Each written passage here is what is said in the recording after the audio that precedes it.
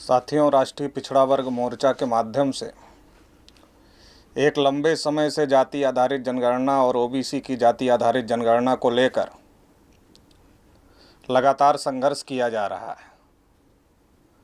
कई चरणों में आंदोलन के बाद में 25 मई 2022 को राष्ट्रीय पिछड़ा वर्ग मोर्चा के आह्वान पर भारत बंद किया गया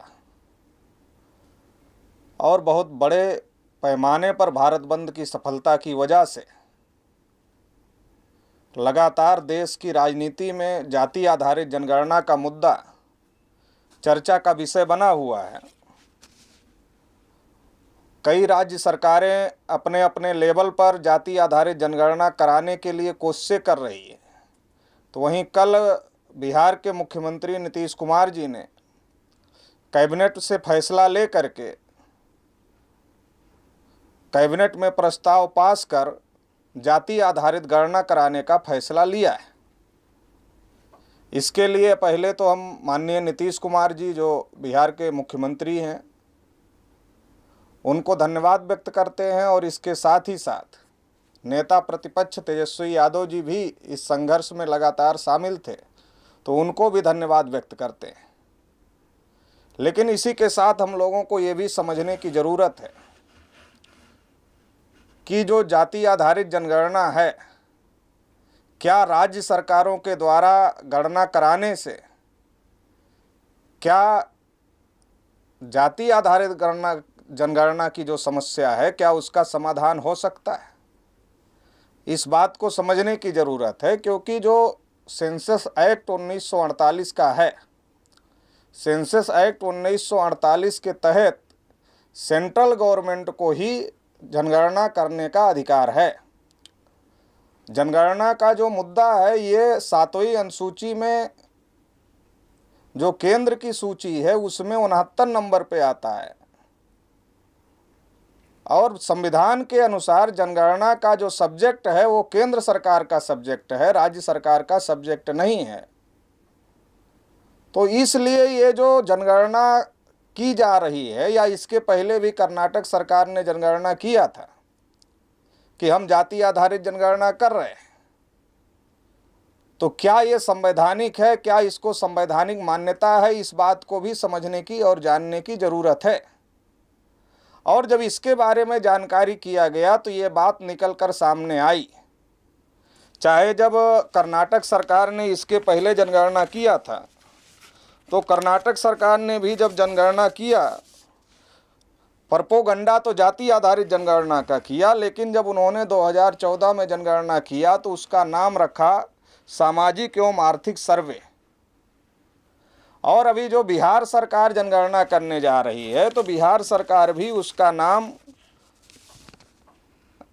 जाति आधारित जनगणना ना करके जाति आधारित गणना अर्थात जाति आधारित सर्वे कर रही है। तो इससे भी ये बात प्रमाणित हो जाती है कि जो जनगणना करने का अधिकार है वो जनगणना करने का अधिकार स्टेट गवर्नमेंट के पास में नहीं है। अब अगर जनगणना करने का अधिकार स्टेट गवर्नमेंट के पास में नहीं है तो स्टेट गवर्नमेंट की जनगणना के जो आंकड़े आएंगे तो सवाल ये उठता है कि क्या उन आंकड़ों को केंद्र सरकार मानेगा?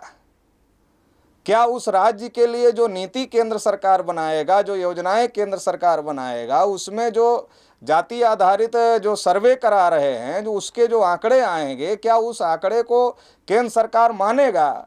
तो निश्चित रूप से नहीं मानेगा। और अगर केंद्र सरकार जो स्टेट के लोग जनगणना करा रहे हैं उन आंकड़ों को नहीं मानेगा तो इससे ये बात साबित होती है कि जो ओबीसी की समस्याएं हैं उन समस्याओं का समाधान स्टेट लेवल पर जनगणना करने से नहीं होगा, क्योंकि ये जनगणना हो ही नहीं रही है, ये केवल सर्वे किया जा रहा है स्टेट लेवल पे। तो इसके आधार पर, स्टेट लेवल के सर्वे के आधार पर जो ओबीसी की समस्या है उसका समाधान नहीं किया जा सकता। और अगर स्टेट लेवल के सर्वे के आधार पर ओबीसी की समस्या का समाधान नहीं किया जा सकता तो फिर हमें इस बात के लिए संघर्ष करना पड़ेगा कि सेंट्रल गवर्नमेंट सेंसस एक्ट के तहत 2021 की जनगणना होनी थी, मगर अभी 2022 चल रहा है और अभी तक जनगणना नहीं हुई। तो जो जनगणना होने जा रही है, जो आम सेंसस होने जा रही है, उस सेंसस में ही जाति का कॉलम बढ़ाया जाए और जाति के आधार पर जनगणना सेंट्रल गवर्नमेंट करे, तभी जाकर के पिछड़े वर्ग की समस्याओं का समाधान होगा। तो इसके लिए जितने पिछड़े वर्ग के नेता हैं, चाहे वो स्टेट में हैं या सेंट्रल में हैं, उनको केंद्र सरकार पर दबाव बनाने का काम करना चाहिए। लेकिन आमतौर पर यह देखा जा रहा है, चाहे बिहार में नीतीश जी हों या तेजस्वी जी हों या उत्तर प्रदेश में अखिलेश जी हों या दूसरे राज्यों में भी जो ओबीसी के नेता हैं महाराष्ट्र और दूसरे राज्यों में, वो लोग स्टेट गवर्नमेंट के ऊपर प्रेशर बनाने का काम कर रहे हैं कि तुम जाति आधारित जनगणना करो। जब ये जाति आधारित जनगणना स्टेट गवर्नमेंट का सब्जेक्ट ही नहीं है तो स्टेट गवर्नमेंट पर प्रेशर बनाने की ज़रूरत नहीं है, बल्कि सेंट्रल गवर्नमेंट के ऊपर प्रेशर बनाने की ज़रूरत है। जाति आधारित जनगणना की लड़ाई को, जाति आधारित जनगणना के आंदोलन को मजबूत करने की ज़रूरत है, जिससे सेंट्रल गवर्नमेंट के ऊपर प्रेशर बने और संवैधानिक तरीके से जाति आधारित जनगणना हो। जब संवैधानिक तरीके से जाति आधारित जनगणना होगी तो ही जाकर के ओबीसी की समस्याओं का समाधान होगा। इसलिए राष्ट्रीय पिछड़ा वर्ग मोर्चा ने 25 मई को भारत बंद किया था और अभी 10 दिन का समय हम लोगों ने नरेंद्र मोदी जी को दिया है जाति आधारित जनगणना पर फैसला करने के लिए। अगर 10 दिन में वो जाति आधारित जनगणना पर फैसला नहीं करते, क्योंकि जब से देश आज़ाद हुआ है लगातार जब जब भी जनगणना का मौका आया तो देश के प्रधानमंत्री कोई ना कोई ब्राह्मण ही रहे। जब जब जनगणना का मौका आया देश के प्रधानमंत्री ब्राह्मण ही रहे। पहली बार आज़ाद भारत में जो जनगणना हुई वो जनगणना 1951 में हुई, तो 1951 में पंडित जवाहरलाल नेहरू देश के प्रधानमंत्री रहे। फिर 1961 में जनगणना हुई, उस समय भी पंडित जवाहरलाल नेहरू देश के प्रधानमंत्री रहे और उन्होंने ओबीसी की जनगणना और जाति आधारित जनगणना को रोका। 1971 में पंडित जवाहरलाल नेहरू की बेटी इंदिरा गांधी देश की प्रधानमंत्री रही और उन्होंने जाति आधारित जनगणना को रोका। 1981 में फिर इंदिरा गांधी देश की प्रधानमंत्री रही और फिर उन्होंने ओबीसी की जाति आधारित जनगणना को रोका। 1991 में पीवी नरसिम्हा राव देश के प्रधानमंत्री रहे और फिर उन्होंने जाति आधारित जनगणना को रोका। और 2001 में अटल बिहारी वाजपेयी, अभी तक जितने ब्राह्मण थे वो कांग्रेस के ब्राह्मण प्रधानमंत्री रहे, उन्होंने जाति आधारित जनगणना को रोका। और 2001 में अटल बिहारी वाजपेयी भाजपा के ब्राह्मण थे, वो देश के प्रधानमंत्री रहे और उन्होंने जाति आधारित जनगणना को रोकने का काम किया। 2011 में मनमोहन सिंह देश के प्रधानमंत्री रहे। भारत मुक्ति मोर्चा के राष्ट्रीय अध्यक्ष वामन मेश्राम साहब ने उस समय बहुत बड़ा आंदोलन खड़ा किया था जाति आधारित जनगणना को लेकर के, तो इसका बहुत बड़ा दबाव पड़ा था और पार्लियामेंट में जो कांग्रेस और बीजेपी के भी बैकवर्ड क्लास के नेता थे और दूसरे जो बैकवर्ड क्लास के नेता थे, उन लोगों ने संसद के अंदर बहुत हंगामा किया था। इसकी वजह से मनमोहन सिंह को ये कहना पड़ा था कि हम जाति आधारित जनगणना करेंगे, लेकिन मनमोहन सिंह सरकार के सारे फैसले प्रणब मुखर्जी जो ब्राह्मण थे वो लेते थे, इसलिए उस समय भी ओबीसी के साथ धोखा हुआ और जाति जनगणना के नाम पर सोशियो इकोनॉमिक सर्वे किया गया और उसके आंकड़े आज तक पब्लिश नहीं किए गए।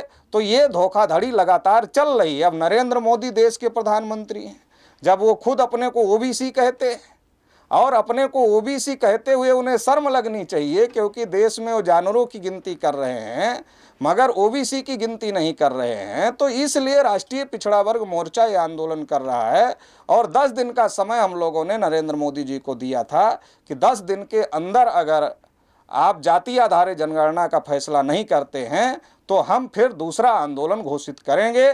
तो अभी वो 1-2 दिन में वो 10 दिन का जो हमारा अल्टीमेटम है वो पूरा हो जाएगा। अगर उसके अंतर्गत वो फैसले नहीं करते हैं तो फिर हम लोग आगे का आंदोलन घोषित करेंगे। देश भर के तमाम पिछड़े वर्ग के लोगों को और ख़ास तौर से बिहार स्टेट की तरफ से जाति गणना की बात हो रही है, 500 करोड़ उस पर खर्च करने की भी बात हो रही, तो ख़ास तौर से बिहार के लोगों को भी मैं ये कहना चाहता हूँ कि सतर्क रहने की ज़रूरत है। कहीं आपको ऐसा ना लग जाए कि नहीं हमारे राज्य में तो जनगणना हो रही है तो हमें इस आंदोलन में शामिल होने की ज़रूरत क्या है। तो समझने की ज़रूरत है, बिहार के लोगों को भी समझने की ज़रूरत है और देश भर के पिछड़े वर्ग के ओबीसी समाज के लोगों को समझने की ज़रूरत है कि ये जातीय आधारित जनगणना ये केंद्र सरकार का सब्जेक्ट है। जो बिहार सरकार करने जा रही है वो कास्ट बेस्ड सेंसस करने नहीं जा रही है, वो कास्ट बेस्ड सर्वे करने जा रही है। सर्वे और सेंसस में अंतर है। सेंसस एक्ट है 1948 का, उसके तहत केंद्र सरकार को ये अधिकार है, राज्य सरकार को ये अधिकार नहीं है। राज्य सरकार सर्वे कर सकती है तो राज्य सरकार सर्वे कर रही है, मगर उसके आंकड़े को माना जाएगा इसकी कोई गारंटी नहीं है। तो इसलिए केवल इस सर्वे के भरोसे बैठने की ज़रूरत नहीं है, बल्कि जो अभी लड़ाई चल रही है राष्ट्रीय पिछड़ा वर्ग मोर्चा की कि केंद्र सरकार के ऊपर दबाव बनाया जाए कि वो जाति आधारित जनगणना करें, उस लड़ाई को मजबूत करने की ज़रूरत है। तमाम पिछड़े वर्ग के नेताओं को भी हमें कहना चाहते हैं कि केंद्र सरकार के ऊपर दबाव बनाने से सही फैसला होगा और फिर ओबीसी समाज के साथ में हित होगा। राज्य सरकार के पास पावर नहीं है, इसलिए हम सभी को मिलकर के देशव्यापी जो आंदोलन अभी आने वाले समय में भी राष्ट्रीय पिछड़ा वर्ग मोर्चा के द्वारा किया जाएगा, इसका अभियान लगातार चलाना है, पिछड़े वर्ग के लोगों को लगातार जागृत करना है। और एक ओबीसी प्रधानमंत्री अपने को ओबीसी कहते हैं रहते हुए भी देश में ओबीसी की जनगणना क्यों नहीं, ये सवाल हम लोगों को खड़ा करना है और इस लड़ाई को लड़ना है और जीतना है। इतना ही इस मौके पर मैं कहना चाहता हूँ। बहुत बहुत आभार, धन्यवाद।